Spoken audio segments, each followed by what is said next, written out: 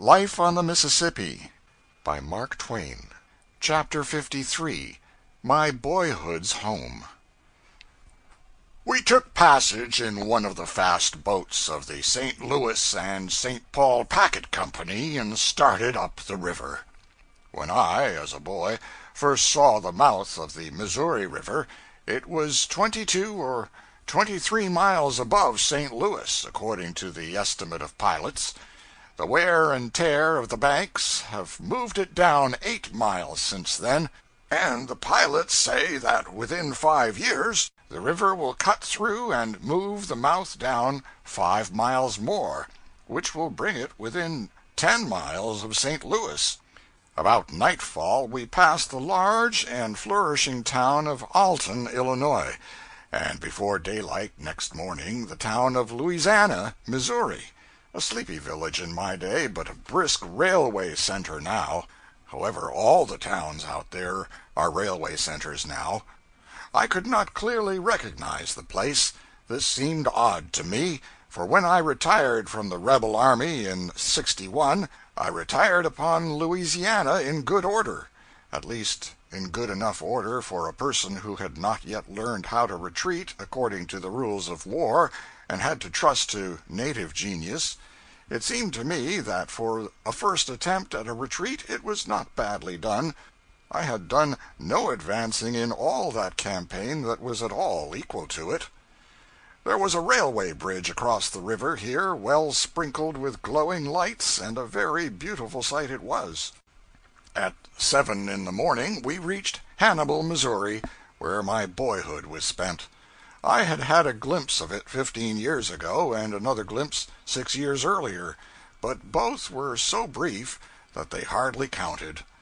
The only notion of the town that remained in my mind was the memory of it as I had known it when I first quitted it 29 years ago. That picture of it was still as clear and vivid to me as a photograph. I stepped ashore with the feeling of one who returns out of a dead and gone generation. I had a sort of realizing sense of what the Bastille prisoners must have felt when they used to come out and look upon Paris after years of captivity, and note how curiously the familiar and the strange were mixed together before them. I saw the new houses, saw them plainly enough, but they did not affect the older picture in my mind, for through their solid bricks and mortar I saw the vanished houses, which had formerly stood there with perfect distinctness. It was Sunday morning, and everybody was abed yet, so I passed through the vacant streets, still seeing the town as it was, and not as it is, and recognizing and metaphorically shaking hands with 100 familiar objects which no longer exist, and finally climbed Holliday's Hill to get a comprehensive view. The whole town lay spread out below me then, and I could mark and fix every locality, every detail. Naturally, I was a good deal moved. I said, "Many of the people I once knew in this tranquil refuge of my childhood are now in heaven. Some, I trust, are in the other place." The things about me and before me made me feel like a boy again, convinced me that I was a boy again, and that I had simply been dreaming an unusually long dream. But my reflections spoiled all that, for they forced me to say, "I see 50 old houses down yonder, into each of which I could enter and find either a man or a woman who was a baby, or unborn, when I noticed those houses last, or a grandmother who was a plump young bride at that time." From this vantage ground the extensive view up and down the river and wide over the wooded expanses of Illinois is very beautiful, one of the most beautiful on the Mississippi, I think, which is a hazardous remark to make, for the 800 miles of river between St. Louis and St. Paul afford an unbroken succession of lovely pictures. It may be that my affection for the one in question biases my judgment in its favor. I cannot say as to that.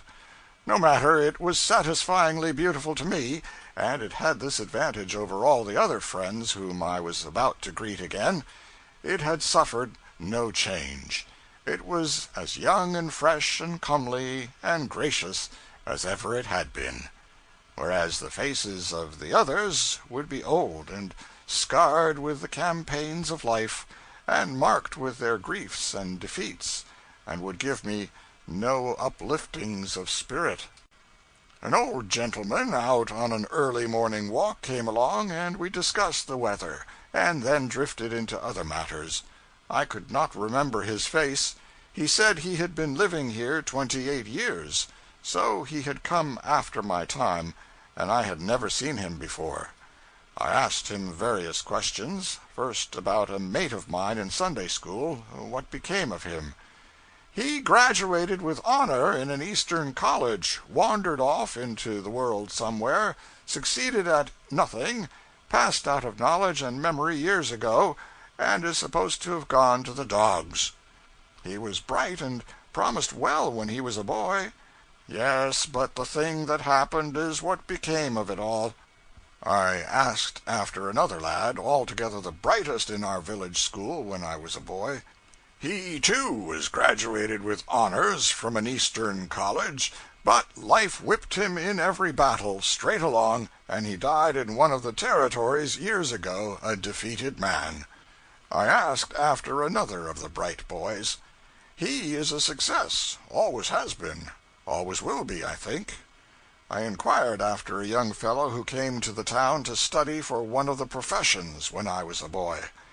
He went at something else before he got through, went from medicine to law, or from law to medicine, then to some other new thing.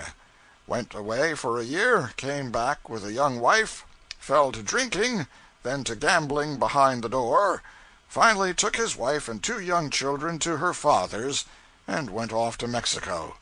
Went from bad to worse, and finally died there, without a cent to buy a shroud, and without a friend to attend the funeral. Pity, for he was the best-natured and most cheery and hopeful young fellow that ever was.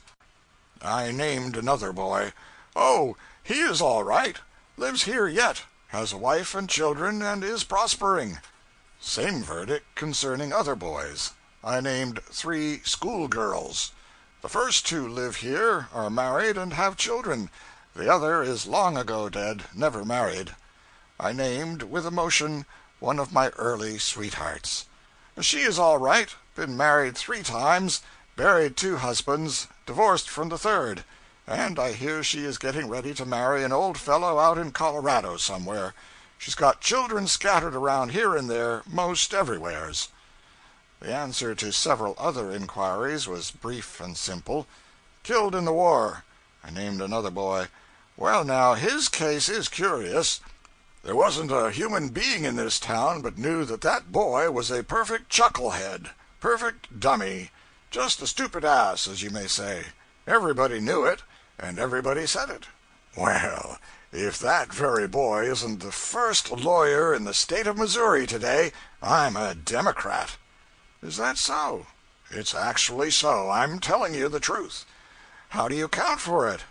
Account for it? Well, there ain't any accounting for it, except that if you send a damn fool to St. Louis, and you don't tell them he's a damn fool, they'll never find it out. Well, there's one thing sure. If I had a damn fool, I should know what to do with him. Ship him to St. Louis. It's the noblest market in the world for that kind of property. Well, when you come to look at it all around, and chew at it, and think it over, don't it just bang anything you ever heard of? Well, yes, it does seem to. But don't you think maybe it was the Hannibal people who were mistaken about the boy, and not the St. Louis people? Oh, nonsense. The people here have known him from the very cradle. They knew him 100 times better than the St. Louis idiots could have known him. No, if you have got any damn fools that you want to realize on, take my advice. Send them to St. Louis. I mentioned a great number of people whom I had formerly known. Some were dead, some were gone away, some had prospered, some had come to naught. But as regarded a dozen or so of the lot, the answer was comforting. Prosperous, live here yet, town littered with their children. I asked about Miss Died in the insane asylum 3 or 4 years ago. Never was out of it from the time she went in. And was always suffering, too. Never got a shred of her mind back. If he spoke the truth, here was a heavy tragedy indeed. 36 years in a madhouse, that some young fools might have some fun. I was a small boy at the time, and I saw those giddy young ladies come tiptoeing into the room where Miss sat reading at midnight by a lamp. The girl at the head of the file wore a shroud and a dough-face. She crept behind the victim, touched her on the shoulder, and she looked up and screamed, and then fell into convulsions. She did not recover from the fright, but went mad.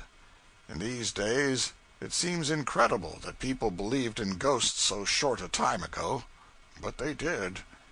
After asking after such other folk as I could call to mind, I finally inquired about myself. Oh, he succeeded well enough. Another case of damn fool. If they'd sent him to St. Louis, he'd have succeeded sooner. It was with much satisfaction that I recognized the wisdom of having told this candid gentleman, in the beginning, that my name was Smith. End of chapter 53.